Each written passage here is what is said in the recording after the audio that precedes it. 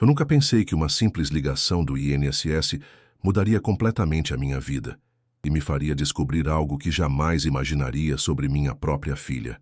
Meu nome é Roberto, tenho 47 anos, sou contador aposentado por invalidez depois de um acidente de trabalho que me deixou com problemas na coluna. Vivo sozinho em uma casa no bairro Vila Madalena, em São Paulo, desde que me divorciei da mãe da Melissa há 3 anos. Era uma terça-feira de março, por volta das 2 da tarde, quando meu celular tocou. Era a funcionária do INSS confirmando alguns dados sobre minha aposentadoria por invalidez. Uma ligação de rotina, dessas que a gente atende meio no piloto automático. Eu estava na cozinha, tomando um café e olhando pela janela o movimento da rua, quando ouvi algo que fez meu sangue gelar. Do quarto da Melissa, que fica bem ao lado da cozinha, veio o som da risada dela. Uma risada que eu conhecia desde que ela era pequena, mas dessa vez tinha algo diferente, algo malicioso. E então ouvi as palavras que mudaram tudo. Relaxa, ele nem vai perceber. A casa e o carro já estão praticamente garantidos. Minha mão começou a tremer tanto que quase derrubei o celular. A funcionária do INSS continuava falando sobre documentos e prazos, mas eu não conseguia mais prestar atenção. Minha cabeça estava girando. Melissa estava falando sobre mim, sobre minha casa, sobre meu carro. Consegui terminar a ligação do INSS de alguma forma, balbuciando algumas respostas automáticas. Quando desliguei, o silêncio da casa parecia ensurdecedor. Melissa havia parado de falar no quarto dela. Será que ela tinha percebido que eu estava ouvindo? Meu coração batia tão forte que eu tinha certeza de que ela podia escutar do quarto. Fiquei parado ali na cozinha por alguns minutos, tentando processar o que havia acabado de ouvir. Melissa é minha única filha, a pessoa mais importante da minha vida. Desde o divórcio, ela é praticamente tudo o que me resta. Aos 19 anos, está no 2º ano de Direito na PUC. Sempre foi uma menina inteligente, responsável. Ou pelo menos era isso que eu pensava. Resolvi agir como se nada tivesse acontecido. Terminei meu café, lavei a xícara e fui para a sala assistir televisão. Alguns minutos depois, Melissa saiu do quarto. Ela estava vestindo aquela blusa rosa que eu havia comprado para ela no mês anterior, o cabelo solto caindo sobre os ombros. Quando ela sorriu para mim, foi como se uma faca atravessasse meu peito. "Oi, pai. Como foi a ligação do INSS?" perguntou ela, se jogando no sofá ao meu lado com aquela naturalidade de sempre. "Normal, filha. Só confirmando uns dados." Consegui manter a voz firme, mas por dentro estava um caos total. Ela pegou o controle remoto e começou a zapear os canais. "Pai, você não esqueceu que hoje à noite vou sair com a turma da faculdade, né?" "Não, não esqueci." Mas naquele momento, uma suspeita começou a crescer em minha mente. Com quem exatamente ela estava falando no quarto? E por que estava discutindo minha casa e meu carro? Naquela noite, depois que Melissa saiu, não consegui dormir. Fiquei andando pela casa, observando cada detalhe com outros olhos. A casa que eu havia comprado com tanto suor, trabalhando como contador por mais de 20 anos. O Civic 2020, que era meu xodó e que eu havia financiado logo depois da separação. Tudo isso era meu. Era o resultado do meu trabalho, do meu esforço. Mas então me lembrei de algo que me deixou ainda mais preocupado. No ano anterior, quando Melissa começou a faculdade, eu havia colocado o nome dela na conta corrente da Caixa Econômica Federal. Era para facilitar, caso ela precisasse de dinheiro para alguma emergência na universidade. Na época, pareceu uma decisão sensata. Pai responsável cuidando da filha. Agora essa lembrança me dava arrepios. Na manhã seguinte acordei cedo e decidi investigar discretamente. Melissa ainda dormia quando liguei para minha gerente do banco, a dona Carla, que me atendia há anos. "Seu Roberto, bom dia, como posso ajudá-lo?" "Dona Carla, eu queria só confirmar umas movimentações da minha conta. Tem como a senhora me falar se houve alguma movimentação diferente nos últimos meses?" Houve uma pausa do outro lado da linha. "Deixe-me verificar aqui no sistema. Seu Roberto, vejo que houve algumas movimentações pela sua filha. Saques em dinheiro, algumas transferências, nada muito grande, mas constante. Quer que eu imprima um extrato detalhado?" Minha suspeita estava se confirmando. "Sim, dona Carla. A senhora pode deixar pronto que eu passo aí hoje à tarde." Quando desliguei, minhas mãos estavam suando. Melissa estava movimentando minha conta sem me avisar. Mas para quê? E mais importante, para quem? Tentei manter a normalidade quando ela acordou. Preparei o café da manhã como sempre fazia. Pão francês torrado, café coado na hora, frutas picadas. Ela desceu usando o pijama do Garfield que eu havia dado no Natal, o cabelo bagunçado do sono. Bom dia, pai. Ela me deu um beijinho no rosto como sempre fazia. Bom dia, princesa. Dormiu bem? Mais ou menos. Fiquei até tarde estudando. Ela se serviu do café, mas eu notei que estava meio estranha, evitando o meu olhar. Melissa, posso te perguntar uma coisa? Ela parou de mexer o açúcar no café. Claro, pai. Você tem usado dinheiro da nossa conta conjunta? Por um segundo, vi um flash de pânico nos olhos dela, mas foi rápido. Ah, pai, usei umas vezes sim. Lembra que você falou que era para emergências da faculdade? Comprei uns livros, paguei uma xerox, essas coisas. A resposta veio rápida demais, ensaiada demais. Tudo bem, filha. Só queria saber. Mas não estava tudo bem. Aquela resposta só aumentou minhas suspeitas. Decidi que precisava agir mais estrategicamente. Não podia simplesmente confrontá-la sem ter certeza do que estava acontecendo. Se eu estava errado, ia destruir nossa relação. Se eu estava certo, bem, nossa relação talvez já estivesse destruída mesmo. À tarde, fui ao banco pegar o extrato. Dona Carla me recebeu com aquela simpatia de sempre, mas eu percebi uma certa preocupação em seus olhos. Seu Roberto, aqui está o extrato dos últimos 3 meses. Ela me entregou uma pasta. Se me permite dizer, talvez seja bom conversar com sua filha sobre educação financeira. No caminho de volta para casa, parei em uma lanchonete e abri a pasta. O que vi me deixou sem chão. Nos últimos 3 meses, Melissa havia sacado mais de R$ 8.000 da nossa conta. Sempre valores pequenos, entre R$ 200 e R$ 500, mas constantes. Quase todo dia havia uma movimentação. R$ 8.000. Para uma menina de 19 anos que não trabalhava, era uma fortuna. O que ela estava fazendo com todo esse dinheiro? E por que não havia me contado nada? Voltei para casa com a mente fervilhando.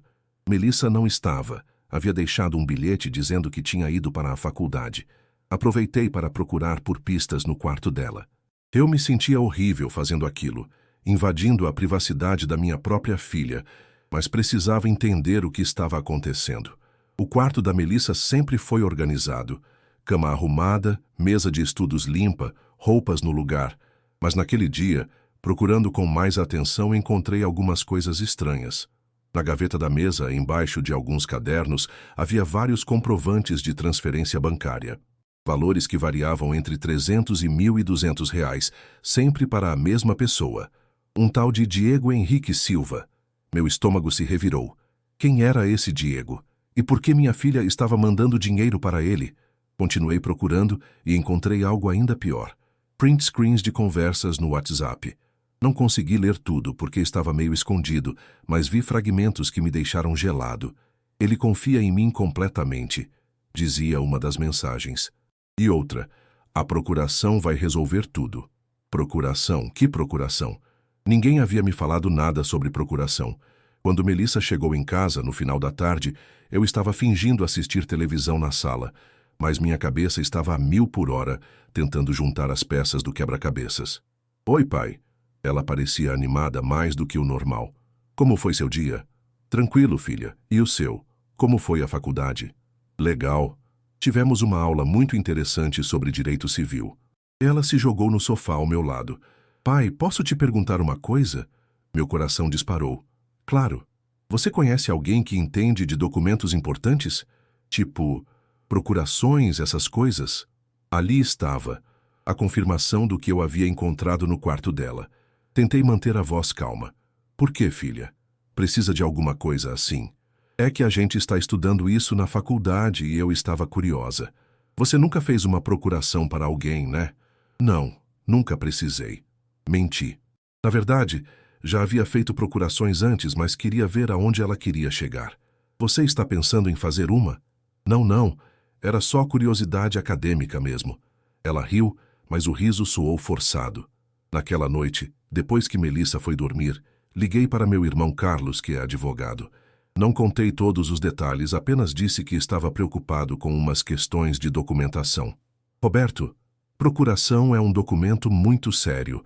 A pessoa que recebe pode fazer quase tudo em seu nome. Assinar contratos, vender bens, movimentar contas. É praticamente como se ela fosse você. E se alguém me enganasse para assinar uma dessas? Seria um golpe muito grave. Você poderia perder tudo o que tem. Por que está perguntando isso? Não consegui contar a verdade para meu irmão. Era difícil demais admitir que suspeitava da minha própria filha. É só uma dúvida mesmo, Carlos. Obrigado. Os próximos dias foram uma tortura. Eu observava cada movimento da Melissa, cada palavra, cada gesto. E quanto mais eu observava, mais coisas estranhas eu notava. Ela estava sempre no celular, rindo baixinho. Saía mais do que o normal, sempre com desculpas sobre a faculdade ou encontros com amigas. E sempre voltava tarde. Na sexta-feira, aconteceu algo que confirmou todos os meus medos. Melissa chegou em casa com uma pasta de documentos na mão. Pai, trouxe umas coisas para você assinar. São documentos da faculdade, para facilitar algumas questões burocráticas. Ela colocou a pasta na mesa da sala com um sorriso que parecia ensaiado. Minha boca ficou seca. Que tipo de documentos, filha? Ah, nada demais. Só uns termos de responsabilidade para caso eu precise resolver alguma coisa da minha matrícula quando você não estiver em casa. Sabe como é, burocracia de universidade privada. Peguei a pasta com as mãos tremendo. Dentro havia 3 documentos. O primeiro realmente parecia ser algo da universidade, com o logotipo da PUC e tudo mais. Mas os outros 2 eram diferentes. Um parecia ser uma procuração, e o outro tinha termos que eu não entendia completamente. Melissa, preciso ler esses documentos com calma antes de assinar qualquer coisa. Vi uma sombra passar pelo rosto dela. Pai, são só documentos da faculdade. Você não confia em mim? Essas palavras foram como um soco no estômago. Era exatamente isso. Eu não estava confiando na minha própria filha. Mas, ao mesmo tempo, todas as evidências apontavam para algo muito errado. Não é questão de confiança, princesa. É que eu nunca assino nada sem ler antes. Aprendi isso no trabalho, sabe? Deixa eu dar uma olhada hoje à noite e amanhã a gente resolve, tá bom? Ela ficou visivelmente irritada, mas tentou disfarçar. Tá bom, pai. Mas não demora muito não, porque tem prazo para entregar na faculdade. Naquela noite, analisei os documentos com lupa. O primeiro era mesmo da universidade, aparentemente legítimo. Mas os outros 2 eram exatamente o que eu imaginava. Uma procuração dando poderes amplos para Melissa e um documento autorizando a venda de bens em meu nome. Se eu assinasse aqueles documentos, Melissa poderia vender minha casa e meu carro sem nem me consultar. Ela teria poder total sobre minha vida financeira. Era exatamente o golpe que meu irmão havia descrito. Mas por quê? Por que minha própria filha faria isso comigo? E quem era esse Diego para quem ela estava mandando dinheiro? No sábado de manhã, decidi tomar uma atitude mais drástica. Esperei Melissa sair para a faculdade. Pelo menos era o que ela disse que ia fazer. E peguei o celular dela que havia esquecido carregando no quarto. Eu me senti péssimo fazendo aquilo, mas precisava de respostas. O que encontrei nas conversas do WhatsApp me destruiu. Havia um grupo chamado Operação Casa Própria, com 3 pessoas. Melissa, esse tal de Diego e uma mulher chamada Rafaela. As mensagens eram de fazer o estômago revirar. Diego: ele já assinou os documentos? Melissa: ainda não. Ele quer ler antes. Mas vai assinar, ele confia em mim completamente. Rafaela: e se ele desconfiar de alguma coisa? Diego: relaxa, o plano é perfeito.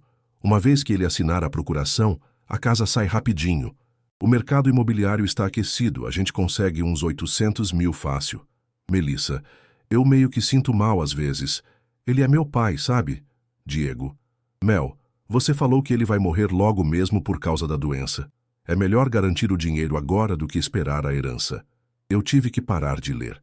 Minhas mãos estavam tremendo tanto que quase derrubei o celular. Minha própria filha estava planejando me roubar. E pior, eles acreditavam que eu ia morrer. Eu tenho problemas na coluna, não uma doença terminal. Continuei lendo, mesmo com o coração despedaçado. Diego: lembra do que conversamos. Você fica com 40%, eu fico com 40% e a Rafa fica com 20% por ter arranjado os documentos falsos. Melissa: e se der merda? Diego: não vai dar. Você é filha dele. Tem acesso à casa, às contas, aos documentos. É o golpe perfeito. Agora tudo fazia sentido. Diego não era um namorado. Era um golpista que estava usando minha filha para me roubar. E Rafaela provavelmente era alguém especializada em falsificar documentos. Mas o que mais me doía era ver que Melissa estava participando ativamente. Não era só uma menina ingênua sendo manipulada. Ela sabia exatamente o que estava fazendo. Tirei foto de todas as conversas comprometedoras e apaguei o histórico de que havia acessado o celular. Quando coloquei o aparelho de volta no lugar, minhas pernas estavam bambas. Tive que sentar na cama dela para não desmaiar. Como eu havia chegado a esse ponto? Onde foi que eu errei como pai? Melissa sempre teve tudo o que queria. Nunca deixei faltar nada. Paguei escola particular, curso de inglês, faculdade cara. Sempre tratei ela como princesa. Talvez esse fosse exatamente o problema. Talvez eu tivesse dado demais e ensinado de menos sobre o valor das coisas, sobre honestidade, sobre caráter. Quando Melissa chegou em casa no final da tarde, eu estava na sala fingindo ler um livro. Mas por dentro era um vulcão prestes a explodir. Oi, pai. Como foi seu dia? Olhei para ela e por um momento não reconheci minha própria filha. Como ela conseguia agir com tanta naturalidade, sabendo o que estava planejando fazer comigo? Foi tranquilo, filha. E o seu? Como foi a faculdade? Legal. Ah, pai, você já deu uma olhada naqueles documentos? Lembrei que o prazo é segunda-feira. Ali estava ela, pressionando novamente. Melissa, senta aqui comigo. Quero conversar sobre uns negócios. Vi um flash de nervosismo nos olhos dela, mas ela se sentou no sofá ao meu lado. Filha, estou preocupado com algumas movimentações na nossa conta conjunta. Você pode me explicar para que está usando tanto dinheiro? Ela ficou pálida por alguns segundos, mas rapidamente se recompôs. Pai, eu já te falei. São gastos da faculdade, livros, xerox, trabalhos em grupo. 8.000 reais em 3 meses, Melissa. Isso são gastos de faculdade? Agora ela estava visivelmente nervosa. Pai, você está desconfiando de mim? Depois de tudo o que já passamos juntos? Era a técnica clássica. Virar o jogo, me fazer sentir culpado por suspeitar dela. Mas agora eu sabia a verdade. Não é desconfiança, filha, é preocupação. E tem mais uma coisa. Quem é Diego Henrique Silva? O rosto dela perdeu toda a cor. Foi como se eu tivesse acertado um tiro no peito dela. Por alguns segundos ficamos nos olhando em silêncio. Eu não sei quem é esse pessoa. Ela tentou mentir, mas a voz saiu trêmula. Melissa, não minta para mim. Você mandou dinheiro para ele várias vezes. Quem é ele? Ela levantou do sofá bruscamente. Pai, acho que você está ficando meio paranoico. Talvez seja efeito dos remédios que você toma para as dores nas costas. Agora ela estava tentando me fazer duvidar da minha própria sanidade. Era inacreditável como minha filha havia se tornado uma manipuladora tão habilidosa. Melissa, senta aqui, vamos resolver isso de uma vez por todas. Não tenho nada para resolver. Você está inventando coisas. Ela estava alterada agora, a máscara da filha carinhosa finalmente caindo. Então me explica esses documentos que você trouxe para eu assinar. Li tudo, Melissa. Li tudo. Ela me encarou por alguns segundos e vi quando tomou uma decisão. A expressão do rosto dela mudou completamente. Não era mais minha filhinha doce. Era uma estranha. Tá bom, pai, você quer saber a verdade? Eu vou falar a verdade. Ela se sentou novamente, mas dessa vez com uma postura diferente, mais dura, mais fria. A verdade é que você está doente, pai. Os médicos não falam, mas todo mundo sabe que pessoas com problema na coluna como o seu acabam ficando inválidas completamente. Você vai precisar de cuidados médicos caros, vai ficar numa cadeira de rodas, vai virar um peso. Cada palavra era como uma facada. Melissa, o que você está falando? Estou falando que é melhor garantir o futuro agora, enquanto você ainda pode tomar decisões. A casa vale uma fortuna, pai. Vendendo agora, a gente pode investir o dinheiro, garantir meu futuro na faculdade, sua aposentadoria. E o Diego, qual é o papel dele nisso tudo? Ela hesitou por alguns segundos. Diego é meu namorado. E ele entende de investimentos, de negócios. Ele vai ajudar a gente a fazer o dinheiro render. Era impressionante como ela conseguia mentir com tanta naturalidade.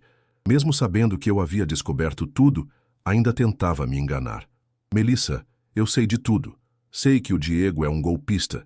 Sei que vocês estão planejando me roubar.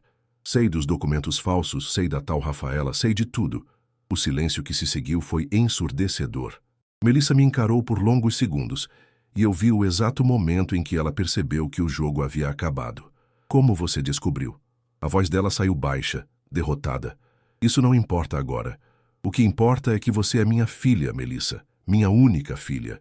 Como você conseguiu planejar uma coisa dessas? Para minha surpresa, ela começou a chorar.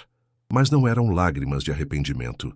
Eram lágrimas de frustração, de raiva. Você não entende nada, pai. Você acha que é fácil ser sua filha? Todo mundo me olha como a coitadinha que tem que cuidar do pai doente. Os meninos da faculdade não querem namorar comigo porque sabem que eu tenho responsabilidades. Minha vida está acabada antes de começar. Melissa, eu nunca pedi para você abrir mão de nada por minha causa. Não precisou pedir. Está implícito. Quando a mamãe foi embora, sobrou só eu para cuidar de você. E agora, com essa história de invalidez, vai ser pior ainda. Estava começando a entender a mentalidade distorcida dela. Na cabeça da Melissa, ela estava me roubando como uma forma de se libertar das responsabilidades que achava que tinha comigo. E o Diego te convenceu de que esse era o caminho certo? O Diego me mostrou uma oportunidade. Uma chance de ter uma vida normal, sem ficar presa cuidando de um pai doente pelo resto da vida. Mas eu não sou um inválido, Melissa. Tenho problema na coluna, faço fisioterapia, tomo uns remédios, mas levo uma vida normal. Por enquanto, pai. Por enquanto. Era incrível como ela havia criado na cabeça dela um cenário que justificava o que estava fazendo. Eu era um condenado, então não havia problema em antecipar a herança. Melissa, você tem noção de que isso é crime? Que vocês poderiam ir presos? Só se alguém descobrisse. E quem ia descobrir? Você confia em mim completamente. Nunca desconfia de nada que eu faço. Ali estava a confirmação de como ela me via. Como um otário, um trouxa que podia ser facilmente enganado. E agora? O que você pretende fazer agora que eu descobri tudo? Ela parou de chorar e me encarou com uma dureza que me assustou. Agora eu vou ter que contar para o Diego que você descobriu. Ele não vai gostar nada disso. Melissa, você está me ameaçando. Não estou ameaçando ninguém, pai. Mas você não conhece o Diego. Ele não é uma pessoa que desiste fácil dos planos dele. Meu sangue gelou. Agora, ela não estava apenas admitindo o golpe. Estava me avisando que eu poderia estar em perigo físico. Filha, você está ouvindo o que está falando? Você está com medo do seu próprio namorado? Por alguns segundos vi um lampejo da Melissa antiga nos olhos dela. Um flash de vulnerabilidade, de medo. Pai, as coisas meio que fugiram do controle. Como assim fugiram do controle? No começo, o Diego falou que ia ser tudo muito simples. Você assinaria os documentos pensando que era coisa da faculdade. A gente venderia a casa, dividiria o dinheiro e pronto. Você ficaria num apartamento menor, mais barato de manter, e ainda sobraria dinheiro para investir. Mas não é assim que funciona na realidade. Eu sei, pai. Eu sei que não é assim. Mas quando você está apaixonada, você não pensa direito. Apaixonada. Ali estava a peça que faltava no quebra-cabeças. Melissa não estava sendo apenas manipulada financeiramente. Estava sendo manipulada emocionalmente. Conta para o papai. Como você conheceu o Diego? Foi numa festa da faculdade, há uns 4 meses. Ele não estuda lá, mas tinha ido com uns amigos. Era o cara mais bonito da festa, pai. Alto, cabelo preto, tatuagem no braço, e ele veio falar comigo. 4 meses. Exatamente quando começaram os saques na conta. E quando ele soube da nossa situação financeira? Logo no começo. Ele perguntou onde eu morava, se era casa própria, essas coisas. Falei que você tinha uma casa legal na Vila Madalena que estava aposentado. E aí ele começou a te dar ideias sobre investimentos? Não foi assim, pai. No começo ele só ficava falando como era difícil para gente jovem conseguir dinheiro hoje em dia, como os pais não entendiam que os filhos precisam de oportunidades. A técnica clássica de manipulação. Primeiro, identificar as frustrações da vítima. Depois, oferecer uma solução que parece perfeita. Melissa, você não percebe que ele te usou?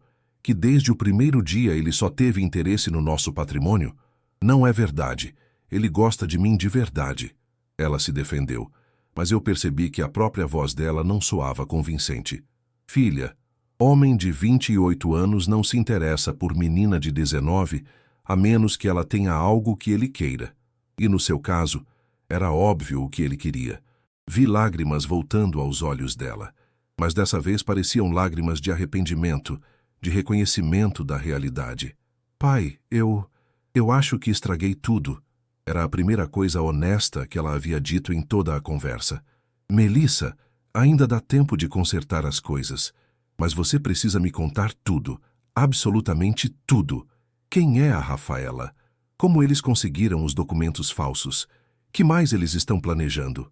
Ela respirou fundo antes de continuar. A Rafaela trabalha num cartório. Ela conhece o Diego de outros trabalhos. Foi ela quem arranjou os documentos da procuração. Disse que conhece gente na universidade também, que podia fazer parecer que os documentos eram mesmo da faculdade. Outros trabalhos? Melissa, o Diego já fez isso antes? Eu acho que sim. Teve umas conversas que eu meio que não entendi direito sobre outras pessoas, outros planos. Minha filha havia se envolvido com um golpista profissional. Alguém que provavelmente já havia destruído outras famílias da mesma forma. E agora? Eles estão esperando eu assinar os documentos até quando? Até segunda-feira. O Diego falou que se você não assinar até lá, eles vão arranjar outro jeito. Que outro jeito, Melissa? Eu não sei, pai, eles não me contam tudo. Mas o Diego às vezes fala umas coisas que me assustam. Agora eu estava realmente preocupado. Se o Diego era um criminoso experiente e eu havia descoberto o plano dele, ele poderia tomar medidas drásticas. Filha, você precisa me ajudar a resolver isso. Não podemos deixar essa situação continuar. Como, pai? Se eu contar para eles que você descobriu tudo, eles vão ficar furiosos comigo também. E se você não contar, eles vão descobrir de qualquer forma quando eu não assinar os documentos. Ficamos alguns minutos em silêncio, cada um perdido nos próprios pensamentos. Eu tentando encontrar uma solução que protegesse a todos, e ela provavelmente tentando encontrar uma saída que não a prejudicasse. Pai, tem uma coisa que eu não te contei ainda. Meu estômago se contraiu. O que mais? O Diego, ele tem fotos. Que tipo de fotos? Fotos suas saindo de casa, entrando no banco, conversando com vizinhos. Ele disse que estava estudando seus hábitos, mas agora eu acho que ele estava planejando algo pior caso você não colaborasse. A situação estava pior do que eu imaginava. Diego não era apenas um golpista, era alguém que fazia vigilância das vítimas. Isso significava que ele sabia minha rotina, meus horários, onde eu ia, com quem conversava. Era informação demais nas mãos de um criminoso. Melissa, quando foi a última vez que você falou com ele? Ontem à noite. Ele perguntou se você já tinha assinado os documentos. E o que você falou? Que você estava lendo ainda, mas que ia assinar hoje. Olhei para o relógio. Eram quase 7 da noite de sábado. Isso me dava até segunda-feira para encontrar uma solução. Mas primeiro, precisava garantir nossa segurança. Melissa, você vai me ajudar a resolver isso? Ela me olhou com os olhos cheios de lágrimas. Pai, eu tenho medo. Acho que o Diego é mais perigoso do que eu imaginava. Por que está dizendo isso? Algumas vezes, quando a gente saía, ele apontava para casas e carros caros e falava coisas como: um dia tudo isso pode ser nosso. E quando eu perguntava como, ele ria e dizia que tinha seus métodos. Ele já te machucou fisicamente? Não, mas tem uns jeitos dele que me assustam. Quando fica bravo, os olhos dele ficam diferentes. E ele aperta meu braço forte demais quando quer que eu faça alguma coisa. Minha filha estava com medo do próprio namorado. A situação havia se transformado num pesadelo completo. Filha, você precisa entender uma coisa. Nós vamos sair dessa juntos. Você cometeu um erro terrível, mas ainda é minha filha. Ainda te amo e vamos encontrar um jeito de resolver tudo isso. Ela começou a soluçar. Pai, eu sinto tanto, tanto. Eu não queria que chegasse nesse ponto. No começo parecia tão simples, tão fácil. Eu sei, princesa, eu sei. Mas agora precisamos ser espertos. Eles não podem suspeitar que eu descobri tudo, pelo menos não ainda. O que você está pensando? Estou pensando que precisamos de ajuda profissional. Vou ligar para meu irmão Carlos amanhã contar a situação toda. Como advogado, ele vai saber exatamente o que fazer. E se o Diego descobrir? Por isso que você vai continuar agindo normal com ele. Vai dizer que eu vou assinar os documentos na segunda-feira, que está tudo certo. Pai, eu não sei se consigo mentir para ele. Ele percebe quando eu estou nervosa. Melissa, você conseguiu mentir para mim durante meses. Tenho certeza de que consegue mentir para ele por mais 2 dias. A ironia da situação não passou despercebida. Agora eu estava pedindo para minha filha usar as mesmas habilidades de manipulação que ela havia usado contra mim, só que dessa vez para nos proteger. No domingo de manhã, liguei para meu irmão Carlos. Não dava mais para esconder a situação. Contei tudo. A descoberta do golpe, o envolvimento da Melissa, as ameaças implícitas do Diego. Roberto, isso é muito sério. Você precisa fazer um boletim de ocorrência hoje mesmo. Carlos, mas a Melissa também está envolvida. Se eu fizer BO, ela pode ser presa. Irmão, sua filha é vítima tanto quanto você. Ela foi manipulada por um criminoso experiente. O importante agora é proteger vocês dois e prender esse Diego antes que ele faça algo pior. Você acha que ele é perigoso mesmo? Roberto, qualquer pessoa capaz de planejar um golpe desse nível é perigosa. E se ele já está fazendo vigilância, significa que pode partir para a violência se as coisas não saírem como planejado. Depois de conversar com Carlos, decidimos que eu faria o boletim de ocorrência na segunda-feira de manhã, antes do prazo que Diego havia estabelecido. Carlos também sugeriu que pedíssemos uma medida protetiva para mim e para Melissa. O resto do domingo foi tenso. Melissa ficou no quarto a maior parte do tempo, provavelmente conversando com Diego e tentando ganhar tempo. Eu tentei agir normal, mas por dentro estavam nervos. A cada ruído na rua, eu olhava pela janela, imaginando se Diego estava por perto. Por volta das 6 da tarde, Melissa veio até a sala. Estava pálida e nervosa.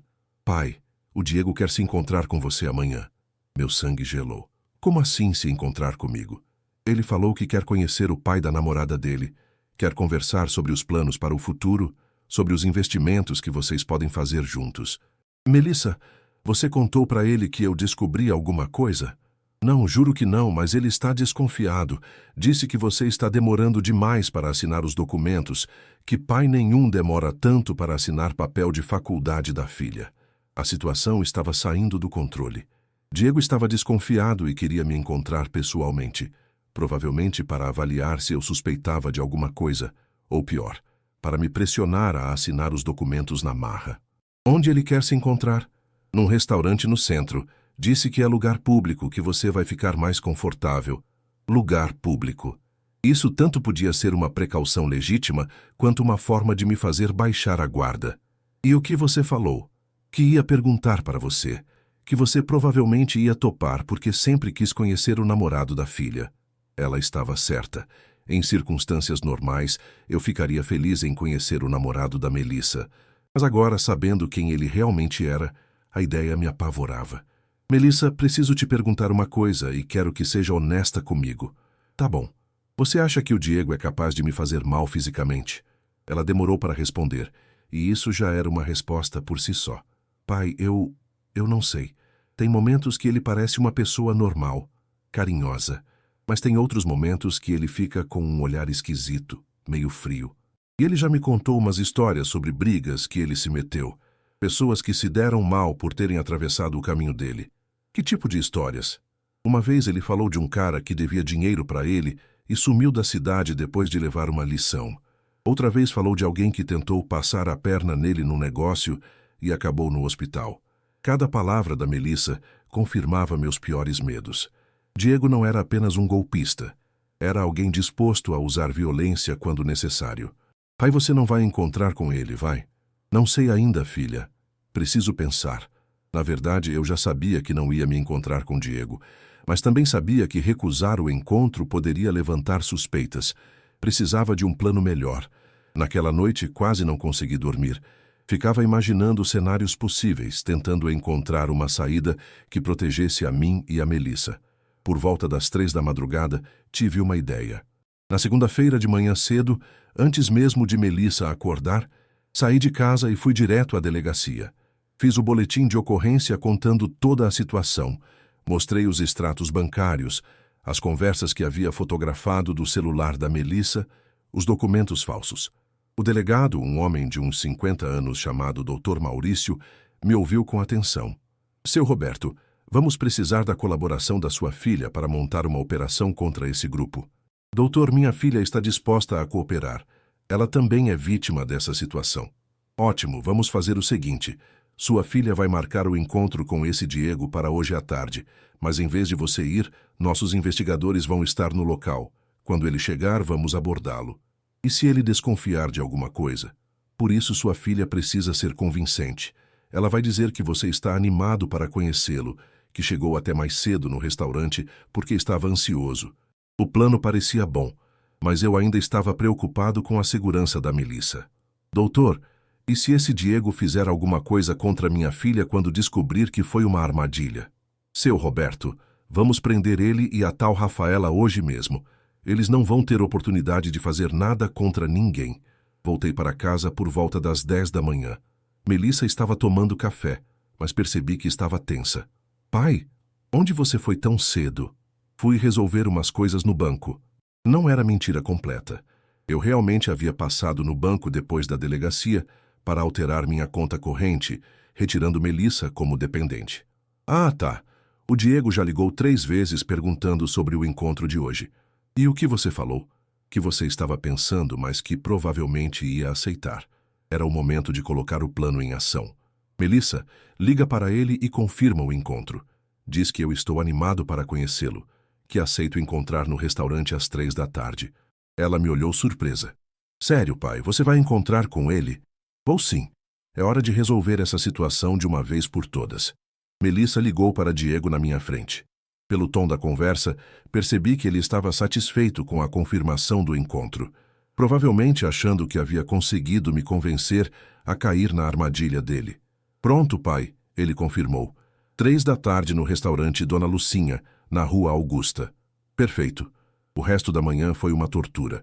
Melissa ficou nervosa, indo e voltando do quarto, mexendo no celular o tempo todo.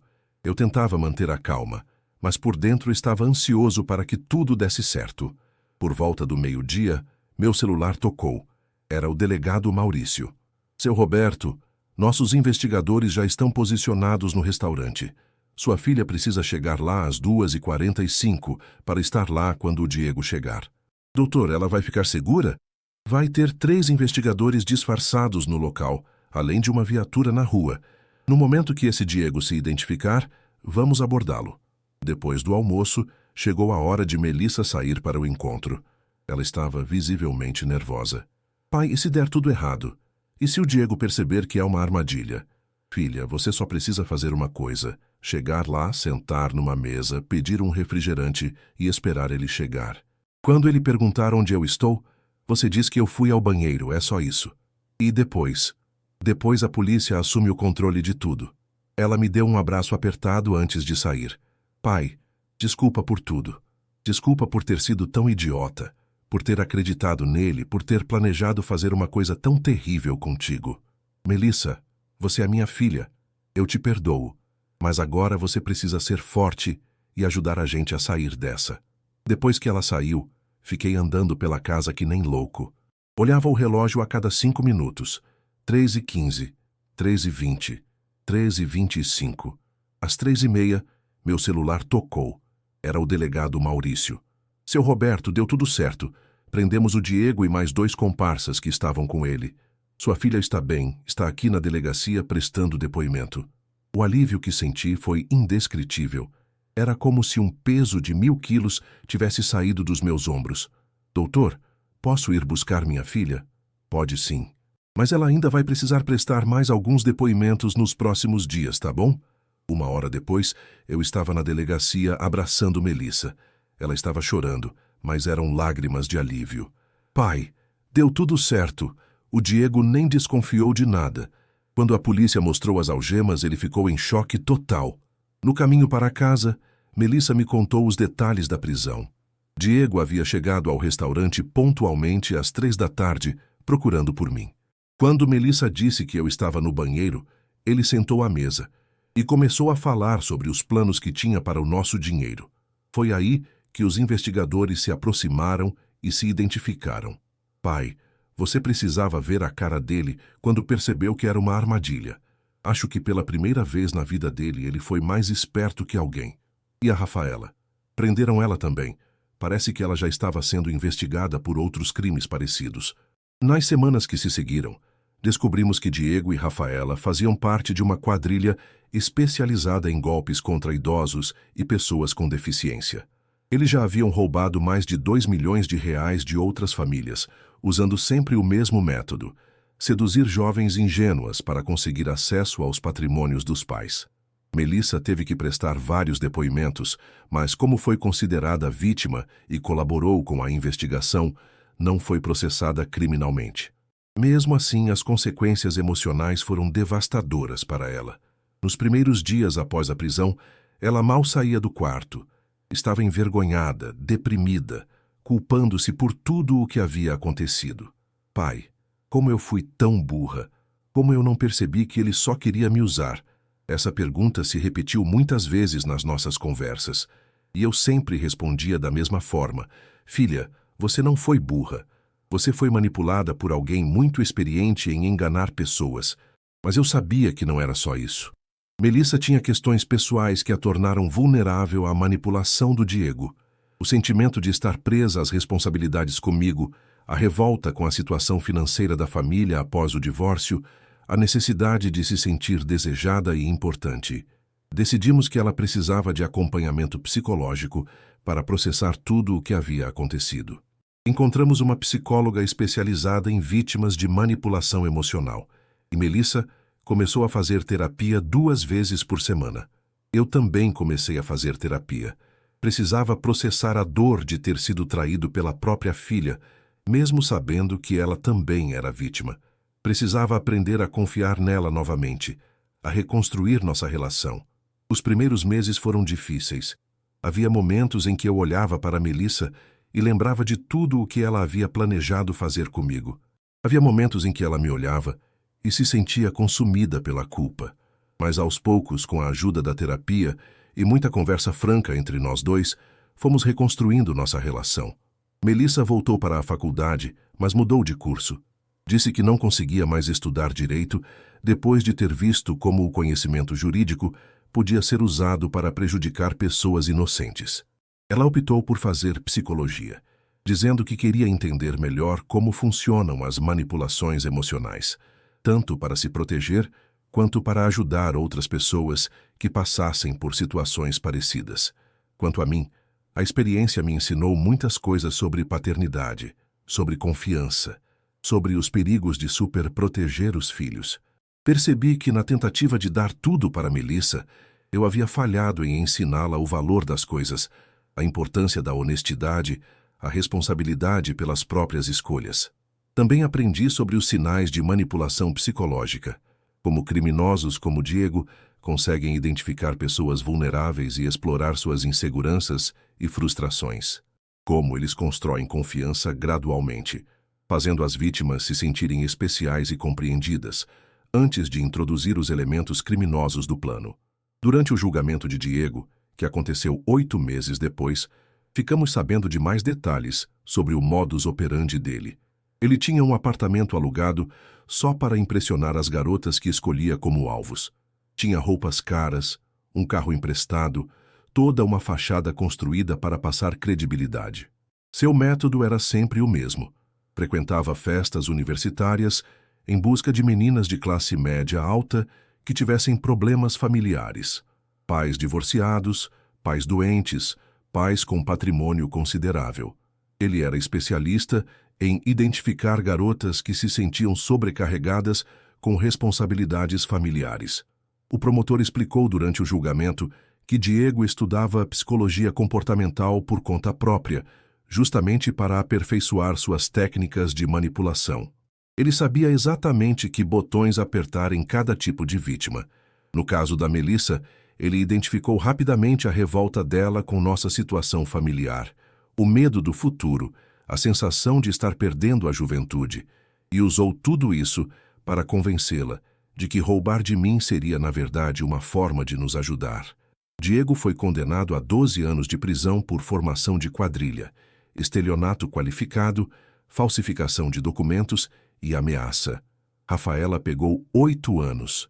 Outros membros da quadrilha que foram descobertos durante a investigação também foram presos.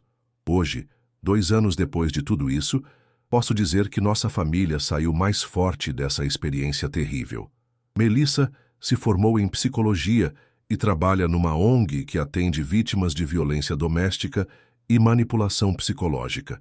Ela diz que escolheu essa área justamente por causa do que viveu. Nossa relação mudou completamente. Antes eu a tratava como uma eterna criança, que precisava ser protegida de tudo. Agora, respeitamos um ao outro como adultos. Conversamos sobre tudo de forma aberta e honesta.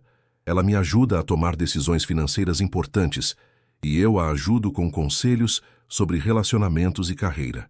Melissa nunca mais namorou ninguém. Diz que ainda não se sente pronta para confiar completamente em outra pessoa. A psicóloga dela diz que isso é normal, que vítimas de manipulação emocional levam tempo para recuperar a capacidade de formar relacionamentos saudáveis. Mas eu vejo que ela está crescendo, amadurecendo, se transformando numa mulher forte e consciente. Às vezes ela me agradece por não ter desistido dela, por ter lutado para salvá-la, em vez de simplesmente denunciá-la à polícia como cúmplice. Pai, se você tivesse me abandonado naquele momento, eu teria virado uma criminosa de verdade. Foi seu amor que me salvou. Essas palavras são o que me dão forças para seguir em frente. Porque o mais importante que aprendi com toda essa experiência é que o amor de pai tem que ser equilibrado. Tem que ter limites, consequências, lições, mas nunca pode desistir. Hoje, quando conto essa história para outras pessoas, sempre faço questão de destacar alguns sinais de alerta que todos os pais deveriam conhecer. Mudanças súbitas de comportamento nos filhos, novos amigos que eles não apresentam para a família, gastos inexplicáveis de dinheiro, pedidos estranhos relacionados a documentos ou assinaturas. Mas, principalmente, destaco a importância de manter diálogo aberto com os filhos desde pequenos. Criar um ambiente onde eles se sintam confortáveis para contar sobre seus problemas, suas frustrações, seus medos. Porque foi justamente a falta dessa comunicação que tornou Melissa vulnerável à manipulação do Diego. Se ela tivesse se sentido à vontade para me contar sobre suas preocupações com o futuro, sobre o peso das responsabilidades que achava que tinha comigo, sobre sua revolta com nossa situação familiar, talvez eu pudesse ter ajudado ela a processar esses sentimentos de forma saudável. Em vez disso, ela guardou tudo isso para si, e quando apareceu alguém oferecendo uma solução aparentemente fácil para todos os problemas dela, ela se agarrou a essa ilusão sem pensar nas consequências. A experiência também me ensinou sobre a importância de educar financeiramente os filhos desde cedo. Melissa nunca havia trabalhado, nunca tinha tido que se preocupar com dinheiro, nunca entendeu realmente o valor das coisas. Para ela, R$ 800 mil da venda da casa era apenas um número abstrato, não o resultado de 20 anos de trabalho duro e economia. Se eu tivesse envolvido ela mais na gestão das finanças familiares, se tivesse ensinado sobre investimentos, poupança, planejamento financeiro, talvez ela tivesse percebido mais rapidamente que o plano do Diego era um golpe. Mas não adianta ficar se culpando pelo passado. O importante é aprender com os erros e fazer diferente daqui para frente. E é isso que estamos fazendo, eu e Melissa. Construindo uma relação nova, baseada na honestidade, no respeito mútuo e na comunicação aberta. Às vezes, quando estamos jantando juntos e conversando sobre o dia, sobre os planos para o futuro, sobre as coisas boas que estão acontecendo em nossas vidas, é difícil acreditar que já passamos por tudo aquilo, que houve um momento em que minha própria filha planejava me roubar tudo o que eu tinha. Mas então eu lembro daquela frase terrível que ouvi durante a ligação do INSS: ele nem vai perceber. E lembro como essa descoberta me fez sentir perdido, traído, desamparado. E principalmente, lembro de como foi importante não desistir, não deixar a raiva e a decepção vencerem o amor de pai. Porque no final das contas, foi isso que fez a diferença. Foi o fato de eu ter continuado amando minha filha, mesmo depois de descobrir o que ela estava planejando fazer, que possibilitou nossa reconciliação e nossa reconstrução como família. Hoje, posso dizer com certeza que somos mais unidos do que nunca. que nossa relação é mais madura, mais honesta, mais verdadeira, e que, apesar de toda a dor que passamos, valeu a pena lutar por isso. Valeu a pena acreditar que as pessoas podem mudar, que os erros podem ser corrigidos, que o amor verdadeiro é mais forte que qualquer decepção. Essa é a história de como descobri que minha filha estava planejando me roubar e de como conseguimos superar essa crise juntos.